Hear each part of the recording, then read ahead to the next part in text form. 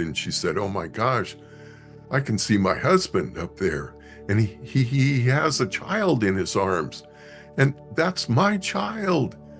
And she stepped into the light and ascended up. The heavens open up momentarily to accept them in and then close. And I felt that unconditional love.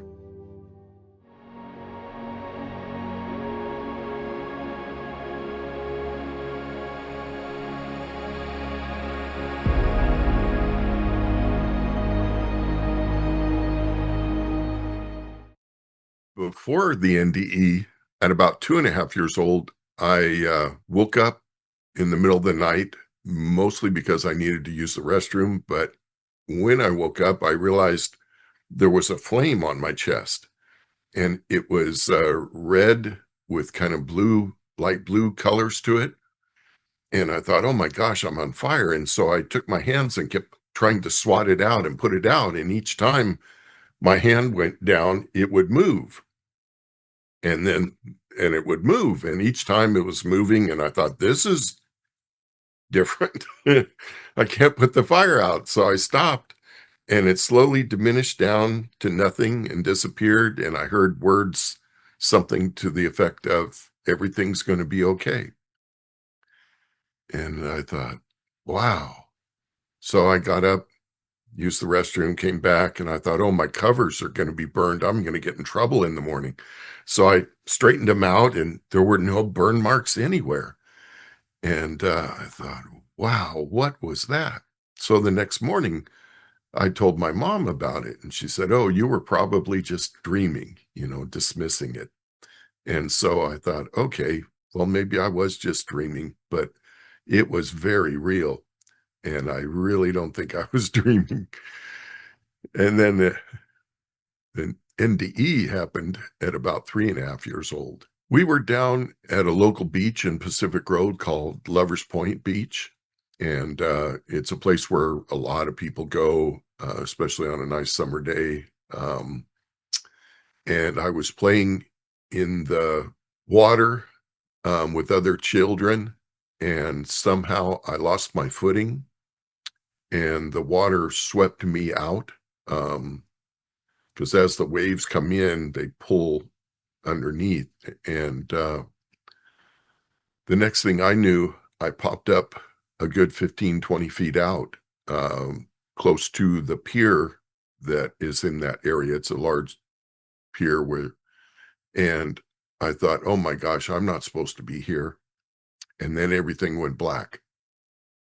The next thing I remember is being held upside down by my ankles and crying and coughing up a lot of water.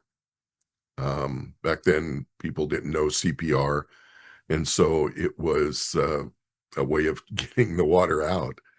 And what I later found out from my mom, who was there at the beach with my uh, brother, who was an infant, she never learned how to swim. So, and she was there with my brother and didn't want to leave him even if she did run in. So she hollered at the gentleman next to her to run in and save me. And he did, and got a hold of me somehow and brought me up and shook me to get the water out. One of the things uh, with children at that young an age is they suppress things like that. And so I never really knew what happened um, after I blacked out or in the process of being swept out. Later on, I had life regression, and what I was told was that the angels, which I work with a lot now, um, grabbed me as I went under and pushed me towards the shore. And so the gentleman was able to get to me right away. And they also helped with my recovery, with getting the salt out of my lungs, um, and all the other things. At about 6 or 7, possibly 8, I started seeing spirits, earthbound spirits, what we call ghosts. I didn't know that they were dead, but some of them were pretty horrific. Some uh, because basically earthbound spirits, what we call ghosts, are humans but without a body. And when so they have anger, they have fear, they have the duality, they have love. They can't be seen by most people. At 17, I came across a lady that lived next door who had had either a miscarriage or an abortion. I never really found out for sure what it was, but she felt that she had killed her child. And because of that, she didn't want to go up to what we call heaven. Um, and that's the case with most earthbound spirits. I would say 90% of them are in fear of going to hell. And I talked with her quite extensively about religion and how it had changed and how that there is no judgment, and there really is no hell. We transition up to what we call heaven, and we go over the things that we wanted to accomplish when we came to Earth. And I explained that to her and eventually got her to go up to the white light. And I said, just go up and look up into it and see if you see anybody waving you on, asking you to join them. And so she did. And she said, oh my gosh, I can see my husband up there. And he has a child in his arms. And that's my child. And she stepped into the light and ascended up. And when she did that, the heavens open up momentarily to accept them in and then close. And I felt that unconditional love that I had felt before when we are what I call home. We come here to experience things. You know, people ask you, what is life about or what is the meaning of life? And in working with all this energy and doing all these different things, because I'm psychic and I do channeling, and along with the mediumship work, which is like rescue mediumship, they call it. I've come to recognize things that feel true in my heart. And there are people that have talked about things like this and things that I've read in books, and you feel it in your heart when it's true, when it resonates with you. And then you understand, okay, this is truth. Years ago, I used to do the ghost hunting thing. And then I realized as soon as I walk into a place, I know where all the ghosts are. So it was kind of ridiculous, but fun still. Anyway, I was at a hotel up the coast a bit.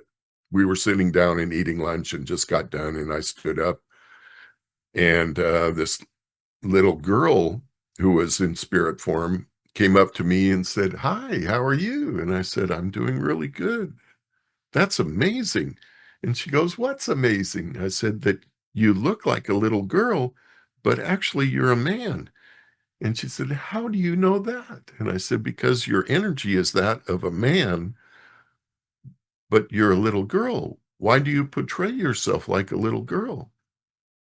And she said, "That's because everybody doesn't like older men and they fear us or fear me.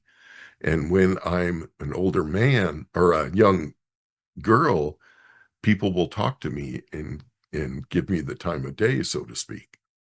And it was interesting because her voice deepened and changed, and then she shifted to a man. And I said, "Well, in truth, you really shouldn't be here. You should be up in what we call heaven." And he said, "Well, I've done some bad things in my lifetime, and I'm afraid of going to hell." So I spent the next couple minutes, well, 15, 20 minutes talking with him and crossed him over. They're just like humans. You can talk to them, you can communicate with them. Sometimes they'll let you see them. Purposefully, they will, and that takes energy from them to do that. But and then um, Yeah, you would talk to them and communicate with them in a form of love. If you are angry with them, they're going to feel that and come back at you in anger as well, possibly. So it's learning to talk with them and work with them and to assist them and help them to understand how religion has changed. And sometimes it's just saying, do you realize you've actually passed away? That you're not in human form anymore. You're what is referred to as a ghost. Really?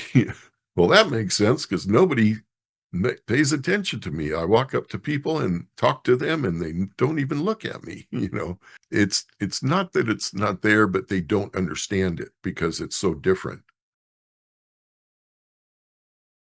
With practice, you can learn mediumship, you can learn psychic abilities, you can learn how to channel, you can learn how to heal people, everything, everything you can learn. So I didn't know I was a healer, but it all started when I was about 10 years old. And later in life, I got a psychic reading from a lady, and she said, you're a psychic and you're a medium, but did you know you're a very strong healer? And I said, no. And so she described some of what I had been through before perfectly. Um, I would, at that age, my parents would they were realtors and they would entertain guests at our house.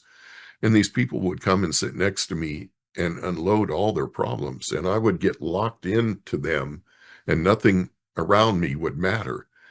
And they would unload all their problems and I would acknowledge and listen to them. And then they would get up happy as can be and walk away. And I would go like, oh, that was one of those things again. Well, the psychic lady said that that was really good. You were healing them, but you were using your energy because you weren't well grounded and you weren't channeling, being a conduit of the energy. You were using your own energy. So in healing, you're a conduit of energy that comes from the divine down through our crown chakra, through our heart and out through our hands, and then from Mother Earth up through our legs, through our heart, and then out through our hands. And so the psychic said, you need to take some lessons. So when the student is ready, the teacher will come. And sure enough, a couple weeks later, this lady contacted me. Well, we were at a meeting together and she gave me her card and said, we need to talk. And so I started talking with her and learning from her, learned how to do hands-on healing. And then since then, I've taken many Reiki courses, cranial sacral uh, therapy courses through the Upledger group, along with somato emotional release, the avenue of expression, vocal toning, lots of different modalities um, that are that all basically work with energy, and that energy is the energy of love.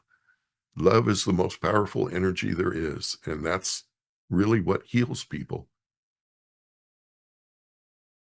So let's say you have pain in your shoulder, or you have somebody in front of you that has pain in their shoulder. You would imagine the size of a pencil eraser in that spot and see it as white light glowing brightly, and then watch it get bigger and bigger and bigger until getting larger and larger and larger, and almost to the point where it's so bright that you have to put sunglasses on because it's just so intense. And that white light is a healing light. That's the divine light. And that's the simplest way to do healing on yourself or anybody else. So, like the first time I ever did healing on myself, I was learning hands-on healing. So I would, if my foot hurt, I would put my hands on each side of my foot and send energy in. But I was sitting in my car and I couldn't reach my foot because of the steering wheel. So I imagined my foot in my lap and ran energy through my hands into my foot. And as soon as I did, my foot stopped hurting. And your intention is what does that. The white light, just your imagination. Anybody can do it. There's no way you can hurt anybody by doing that. in most cases, you can go ahead and do that and send it to them. Even if they're in New York and you're in California, you can imagine them in front of you, their shoulder is hurting, and see that white light growing and growing. So most everybody has gotten what I call the phone call, where you're thinking of your aunt that's in New York. And 5 minutes later, she's on the phone calling you, and you pick up the phone and you go, "Oh my gosh, I was just thinking about you." So that energy is the energy of you going out to her. She feels it, it comes into her mind. So I've worked with people all over the United States, in Brazil, in Germany, in France, in Italy, in Czechoslovakia, in Israel, Peru. I mean, just all over. Um, and it's with long distance healing, especially during COVID. And I was teaching it on Zoom. You can go to my website, mikedinkle.com. Um, there you'll find out more about me and how to get in touch with me. Yeah, that would be the simplest. My phone number is on the website. You can also text me. Yeah, so mikedinkle.com.